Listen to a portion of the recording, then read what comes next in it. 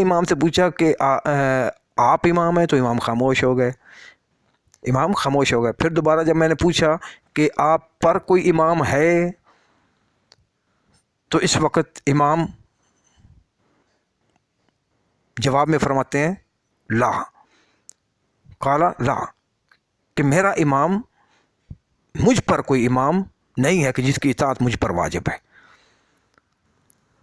کہتا ہے فداخلنی شیء لا یعلمہ الا اللہ عز وجل، کہتا ہے پھر تو بس امام کا یہ کہنا تھا کہ مجھ پر میرا امام نہیں ہے، تو پھر تو ایک دم جو ہے میرے اندر جو ہے یقین پیدا ہو گئے ہیں کہ یہی امام ہے جو اس وقت کے تقاضے کو دیکھتے ہوئے میرے سامنے اظہار نہیں کرنا چاہ رہے ہیں۔ اور پھر ایک دم مجھے وہی آثار ہیں، وہی عظمت، وہی ہیبت ہیں، مجھے وہی سب میں نے آہستہ آہستہ امام علیہ الصلوۃ والسلام میں دیکھنی، اور آثار اور ہیبت اور رعب اور دبدبے وہ تو میں دیکھ چکا تھا، اور مجھے نظر بھی آ رہے تھے جو امام صادق علیہ السلام سے میں دیکھ چکا تھا۔ امام کی جو آثار ہوتے ہیں، اس کی جو نشانیاں ہوتی ہیں، تو وہی عظمت، وہی رعب، وہی ہیبت، وہی دبدبا سب جو امام صادق پر دیکھا گیا تھا، وہی امام موسیٰ کاظم علیہ الصلوۃ والسلام پر مجھے دکھائی دیے۔ اور جو مجھے امام صادق علیہ الصلوۃ والسلام کے پاس بیٹھ کے مجھے مسرت حاصل ہوتی تھی، بالکل بے عین ہی وہی مسرت مجھے امام موسیٰ کاظم علیہ الصلوۃ والسلام کے پاس بیٹھ کر محسوس ہوئی۔ تو میں نے کہا جعلت فداک اسألک اما کنت، تو میں نے کہا امام علیہ الصلوۃ والسلام سے میں نے کہا کہ مولا میں آپ پر قربان جاؤں، مولا میرے کچھ مسائل ہیں جن میں پریشان حال تھا، چاہتا ہوں کہ ان کے آپ جواب دیں۔ تو امام علیہ الصلوۃ والسلام فرماتے ہیں ٹھیک ہے، سل، پوچھو مگر آگے باہر جا کر مت بتانا، باہر جا کر مشہوری نہ کرنا۔ یہ ہے وہ وقت کے تقاضے کہ جس کی وجہ سے امام خاموشی سے کام لے رہے تھے۔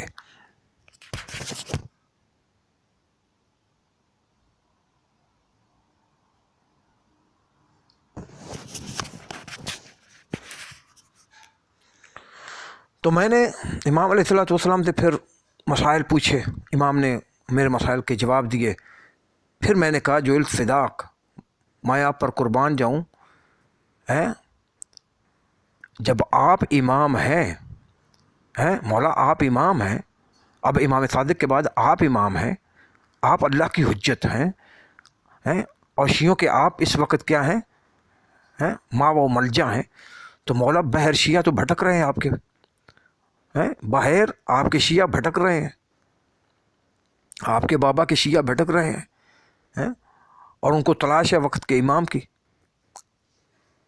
تو مولا ایسا کریں، ان کی طرف کوئی پیغام بھیجیں، ان کو مطمئن کریں، اور ان کو اپنی امامت کی طرف بلائیں، ان کو اپنی طرف دعوت دیں۔ اور مجھے مولا آپ نے مجھ سے بھی عہد لے رکھا ہے کہ میں بھی باہر جا کر آپ کے متعلق کچھ نہ کہوں لوگوں سے۔ تو امام علیہ الصلوۃ والسلام نے کہا کہ اچھا ایسا کر، آپ ان سے میری امامت کا ان کے سامنے اظہار کر سکتے ہو جن پر تمہیں پورا بھروسہ ہو، جن پر تمہیں پورا بھروسہ ہو، ان کے سامنے تم میری امامت کا اظہار کر سکتے ہو، ورنہ کھلے عام تمہیں حق نہیں ہے۔ تو بس ہشام کہتا ہے میں نکلا گھر سے، امام سے اجازت مانگی، میں گھر سے نکلا، ابو جعفر اول سے ملا۔ ابو جعفر نے کہا کیا چھوڑ آئے ہو، کیا دیکھ آئے ہو؟ میں نے کہا ہدایت ہی ہدایت دیکھ آئے ہوں۔ ہدایت کا مرکز ہے جہاں سے میں ہو کے آ رہا ہوں۔ پھر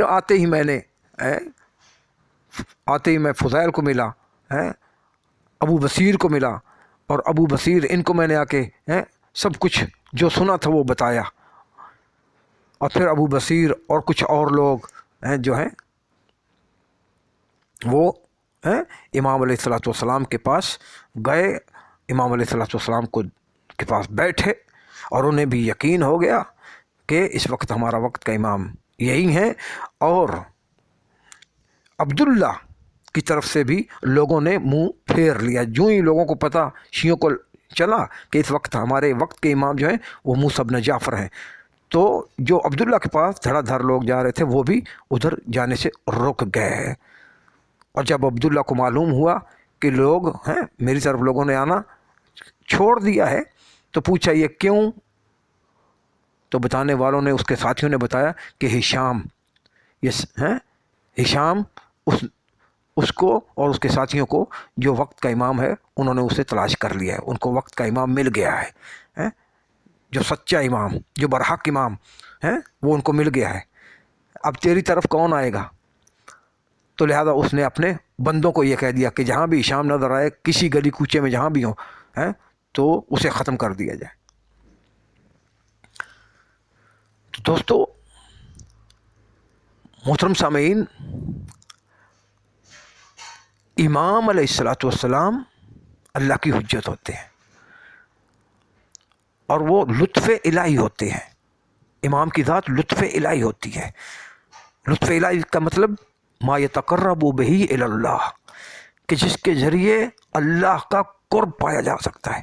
تو اللہ کا قرب تبھی پایا جا سکتا ہے جب اس کے حقیقی بنائے ہوئے، اللہ کے بنائے ہوئے نمائندے کے ذریعے ہم کیا ہیں، اللہ کے کیا ہے سارے بھیجے ہوئے دین پر کیا ہے عمل کر رہے ہیں۔ اس لیے کہ اس کی ساری جو امام کی تعلیم ہے، اللہ کا جو نمائندہ ہے اس کی تعلیم پہ چل رہے ہیں، اس کے بتائے ہوئے احکام کے مطابق عمل کر رہے ہیں، اس کے بتائے ہوئے احکام کے مطابق زندگی بسر کر رہے ہیں، اس کے بتائے ہوئے شرعی مسائل کے مطابق ہم زندگی بسر کر رہے ہیں، دین کا ہر شرعی مسئلہ اس سے لے رہے ہیں، تو یہ ہم کیا کر رہے ہیں؟ اللہ کی عبادت کر رہے ہیں، اور وہ صحیح عبادت ہو رہی ہے۔ یعنی جو امام کے حکم کے مطابق، اللہ کے بنائے ہوئے نمائندے، اللہ کے بنائے ہوئے امام، اللہ کی حجت کے مطابق ہم جو زندگی گزار رہے ہیں وہ سب کیا ہے؟ عبادت ہے، وہ سب عبادت کہلاتی ہے۔ اور جب اللہ کے احکام کے مطابق زندگی بسر ہونے والی عبادت عبادت کہلاتی ہے، تو یہی ہے مطلب کہ آپ اللہ کا قرب، آپ کو اللہ کا قرب ملا ہوا ہے، اللہ آپ پر راضی ہے۔ کیوں؟ اس لیے کہ آپ اللہ کے نمائندے کی اطاعت میں رہ رہے ہیں، اللہ کے بنائے ہوئے نمائندے کی اطاعت میں رہ رہے ہیں، اس کی اطاعت کر رہے ہیں، تو اس کی اطاعت اللہ اور رسول کی اطاعت ہے۔ اللہ کے بنائے ہوئے نمائندے کی کیا ہے؟ وقت کے امام کی اطاعت کیا ہے؟ وقت کے امام کی اطاعت اللہ اور رسول کی اطاعت ہے۔